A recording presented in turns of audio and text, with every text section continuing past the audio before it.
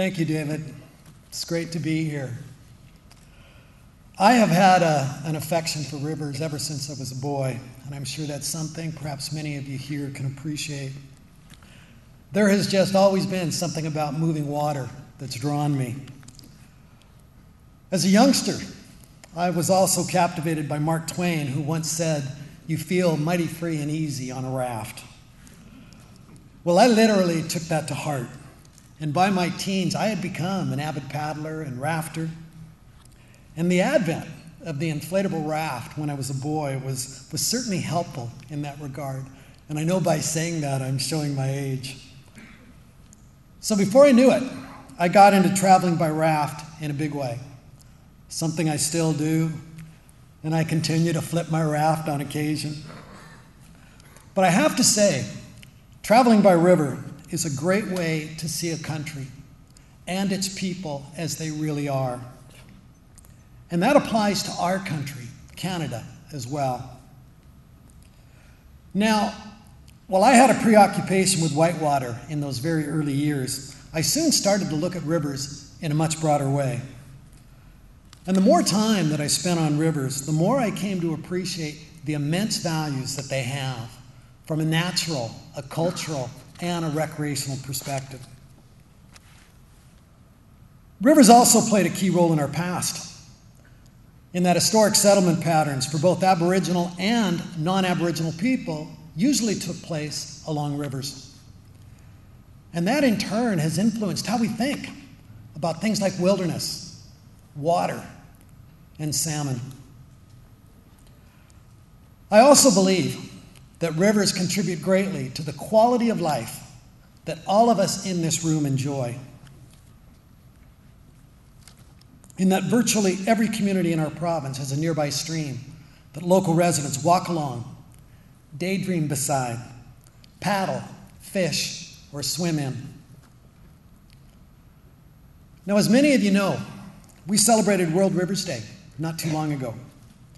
And that's an event that actually started here with the cleanup on the Thompson River way back in 1980, where we took a flotilla of rafts and 40 people down this great stretch of river. We picked up literally tons of debris. It was a great event, a great success. So we got together that night in Lytton and we said, hey, let's do this again. So the next year we planned a few more events, and then a few more the year after that. And before we knew it, it took on a life of its own, and just reaffirmed in my own heart that rivers are near and dear to the hearts of all British Columbians. But before we knew it anyway, this event, Rivers Day, took on a life of its own, and we started to see more than 100 events taking place in our province, involving 75,000 and more British Columbians. Then 6 years ago, we approached the United Nations about establishing World Rivers Day. And we got a positive response, and the event has since taken off globally, to the point where this year we had 60 plus countries involved and literally millions of participants. And to see an international celebration like this, and to know it has its genesis, its origins, right here in British Columbia, I think is pretty neat. Now, I think Rivers Day has lots of spin-offs. Certainly it helps to increase public awareness about the many values of our waterways. But I think it also strives and succeeds in creating a greater understanding of the many pressures and threats that confront our rivers. Things like pollution, urbanization, the excessive extraction of water, and the building of dams. Just as importantly, I think this event also encourages people to become more active as river stewards and river advocates. Now, in terms of the current state of our rivers today, I have to say it's very much a mixed blessing. On the positive side, we have made some progress on some fronts. As examples, Fraser River water quality today is probably a bit better than it was a couple of decades ago due to new regulations on things like pulp mill effluent. We've also seen a dramatic increase in the number of streamkeeper groups over the years. That too has been great to see. We have managed to protect at least some key rivers and habitats. And we've seen some great stream restoration efforts unfold. Gishon Creek in Burnaby behind BCIT, where I live and work, is just one of many examples in the Lower Mainland. Yet, there is still much to do, and many of our rivers remain under the gun. And it's for that reason that we still produce an annual endangered rivers list in our province.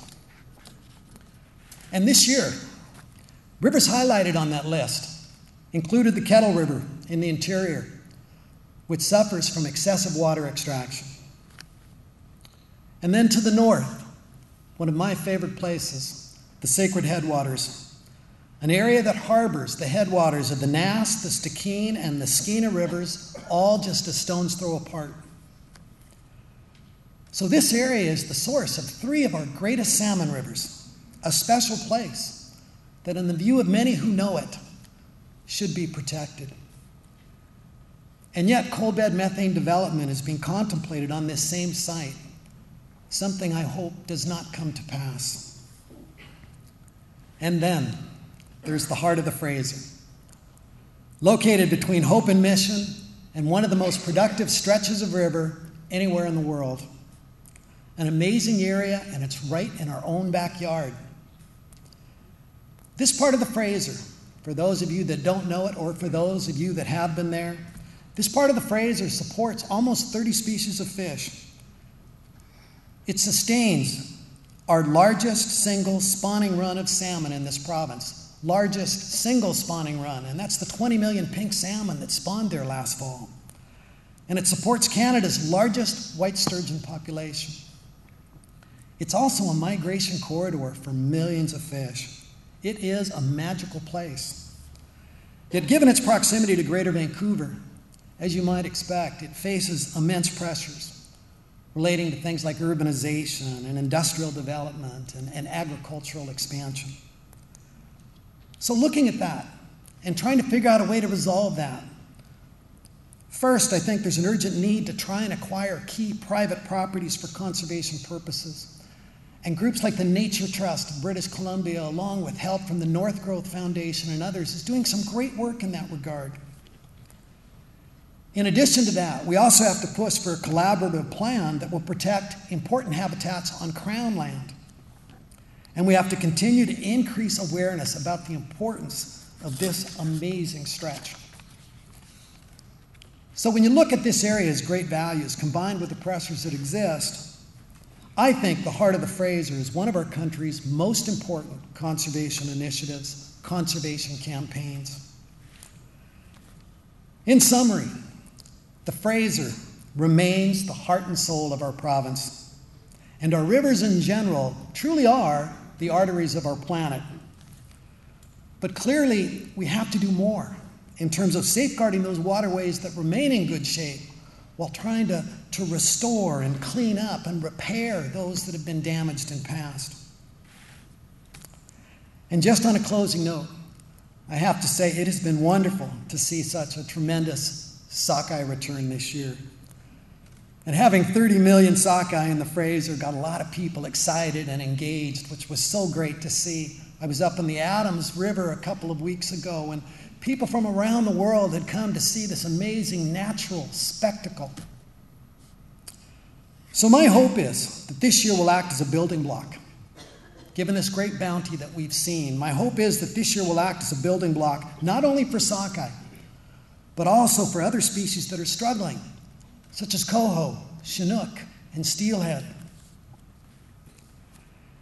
It's also important to note, and I want to highlight this as well, that we are not out of the woods yet in terms of solidifying the future of salmon in our province, in that we need a few good years in a row to get us back on a solid footing.